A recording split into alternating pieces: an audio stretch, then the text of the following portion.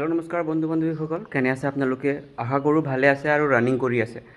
Just running কৰি আহিলোঁ আৰু আপোনালোকে ৰানিং কৰি আছে নাই অসম পুলিচৰ কাৰণে, ফৰেষ্টৰ কাৰণে? যিহেতু মই কৈছিলোঁ যে অসম পুলিচৰ বা ফৰেষ্টৰ বাকী কেইটামান যিমানখিনি আছে ভেকেঞ্চি আছে এইখিনি ফুলফিল কৰিবই কৰিব। লাগিলে আজি কৰক, কালি কৰক, কৰিবই কৰিব। কিন্তু যিমানখিনি কোৱা কথা আছে অক্টোবৰ মাহত নতুনকৈ চাকৰি বিজ্ঞাপনটো আহিব। বিজ্ঞাপন মানে এডভাৰটাইজমেণ্টটো আহিব।